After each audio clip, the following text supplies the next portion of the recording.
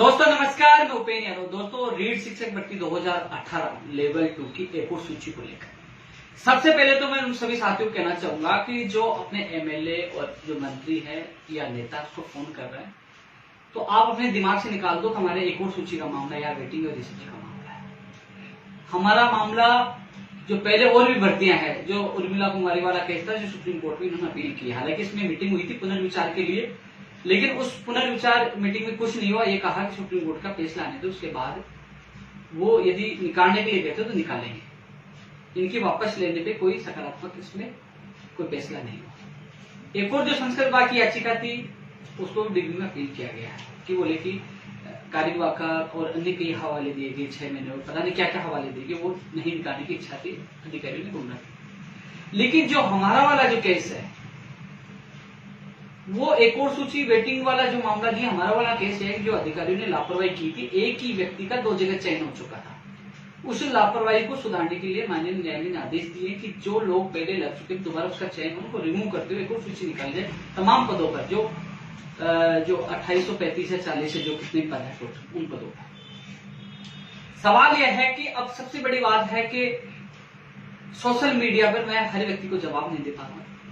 हालांकि जैसे ही हाईकोर्ट का जो फैसला आया उसकी कॉपी आई, उसके बाद मैं खुद मुख्यमंत्री जी के जॉइंट सेक्रेटरी से मैं खुद मिल के आया हूँ, कॉपी देखे हूँ, ज्ञापन देखे हूँ। ज्ञापन का प्रारूप आप लोगों को मैंने बता दिया कि क्या ज्ञापन है। ऐसा नहीं कि हमारी एक और सूची निकालो, वो क्या है कि वो चीज उससे उन केसों से जोड़ दिया जाता है, चाहे 2017 संस्कृत विभाग वाला हो चाहे उर्मिला कुमारी वाला, उनसे भिन्न केस हमारा है, अलग केस है। इसमें बीकानेर के अधिकारियों ने लापरवाही की थी, एक ही व्यक्ति का 2 जगह चयन किया, इसलिए हमारी सूची जारी होगी। लेकिन कुछ लोग इसका फायदा उठा रहे हैं, ऑडियो डालकर, गुमराह करके, ग्रुपों में जोड़कर, टेलीग्राम के माध्यम से कि हम सूची के लिए प्रयास कर रहे हैं, हमें खर्चा दीजिए, डीजल पेट्रोल। ये क्या तमाशा बना रखा है। जब कुछ लोग आए भी थे और कुछ लोगों की मुलाकात भी नहीं हो पाई। मैं खुद 2 बार आपके मामले में मिला हूं, उसके बाद लेटर जारी हुआ। लेटर तो उनसे बीकानेर निदेशालय से जवाब मांगा गया, वो पूरी रिपोर्ट देंगे। इसके अलावा सीएम साहब तक भी आपकी बात पहुंच चुकी है। और जो आप लोगों को गुमराह कर रहे हैं ना, 100% हम पूरा प्रयास कर रहे हैं। लेकिन मैं तमाम उन विद्यार्थियों से निवेदन करना चाहूंगा जो लेवल 2 के जो इंतजार कर रहे हैं कि एक और सूची जो जारी हो, उनको हटाते हुए 240 पदों जो तमाम पद खाली है। कई लोग इश्यू बना रहे हैं वेटिंग और रिसिपल को लेकर, लेकिन उसका नियम स्पष्ट बनाओ। जिन्होंने दस्तावेज सत्यापन नहीं करवाए उस पर रिसिपल आना है, जिन्होंने ज्वाइनिंग नहीं की नॉन ज्वाइनिंग पे वेटिंग वाला, वो तो ऑलरेडी पहले का नियम बना हुआ है। सवाल है कि सरकार सकारात्मक हो और हमारी एक और सूची जारी हो, उन विसंगतियों को दूर करते हुए।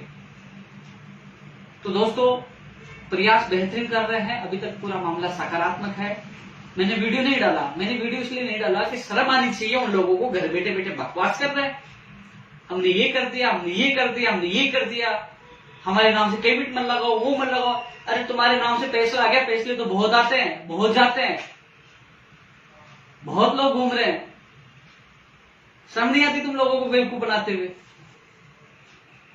जब हम मेहनत कर रहे हैं, सारा काम कर रहे हैं, बेस्ट कॉपी पेस्ट के लिए तैयार हो या वीडियो की कॉपी करने के लिए तैयार रहना। काम हो गया तो हमने ये करा दिया, हमने उसको फोन कर दिया, फलाने से मिला, ढेगा से मिला, ये चीज तुम इसके अलावा कुछ नहीं कर सकते हो।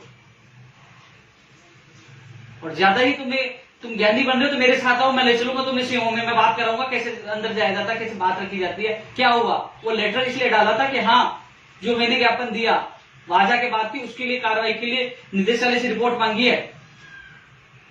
उसको कह रहे हर किसी लेटर जारी हो जाता। अरे लेटर जारी हो जाता, बात सवाल है हमारी सूची का, और उसके लिए पूरी ताकत लगा रहे हैं। जहां तक मामला सकारात्मक है, बस इंतजार है मुख्यमंत्री जी से मिलने का, मुलाकात होने से सूची भी आएगी। लेकिन कम से कम ऑडियो डालकर ग्रुपों में भ्रमित मत करो। और सभी साथियों से निवेदन कर रहा हूं, इन लोगों की जो फालतू बकवास करें इनसे दूर हो जाइए। अरे अन्यथा मुझे लगा कि आप लोग भी इन गलत आदमियों का आप साथ दे रहे हो, वो समझ जाएगा कौन है। क्योंकि आज ये तमाम मेरे पास कुलदीप हो, गौरीशंकर जी हो, दीपक जी हो, और भी जो तमाम लोग बैठे हो मेरे पास आज आए हैं, तो हितैषी होते ना। मैंने पहले भी वो वीडियो डाला था कि मेरे से आके मिले। बार बार वीडियो डालने से, पैसे इकट्ठे करने से, खर्चा इकट्ठे कुछ नहीं होगा, रास्ते पे भागना पड़ेगा, और भाग रहे हैं।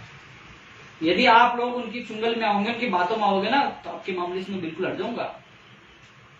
मैं तो केवल इन लोगों के दर्द को देखते मैं देखता हूँ यार दुखी है, बहुत संघर्ष किया था, चलो इनसे मैंने वादा किया था, जी ना लगा कि इनके लिए मेहनत करूंगी, कुछ नहीं निकला है। लेकिन जो सोशल मीडिया पे मैं कुछ दिन से देख रहा हूँ, इसलिए मैंने पहले वीडियो नहीं डाला, जिस दिन मैं सीएम जॉइंट सेक्रेटरी साहब से मिलकर आया था तब नहीं डाला, डालने वाला, लेकिन मैंने देखा यार ये तो तमाशा बना रखा है, बेवकूफ बना रखा है, हर कोई उनके चुंगल में आ जाता है। जो एबीसीडी नहीं जानता, दरवाजा नहीं जानता, सीएम साहब कहाँ बैठते हैं, सीएम सचिव साहब कहाँ बैठते हैं, सचिव में कहाँ घुसा जाता है, कहाँ एजुकेशन सेक्रेटरी बैठता है, वो ग्रुप में आप लोगों को गुमराह कर रहे हैं। तो ऐसे लोगों से सतर्क रहे। यदि आप लोग फिर भी उनकी चुंगल में आए, मुझे लगा कि आप लोग भ्रमित हो रहे हैं, आप तो मैं आपके मामले में नहीं बोलूंगा। पूछ लीजिए वो व्याख्याता भर्ती में क्या हुआ था, और भर्ती में पूछ लीजिए क्या हुआ था।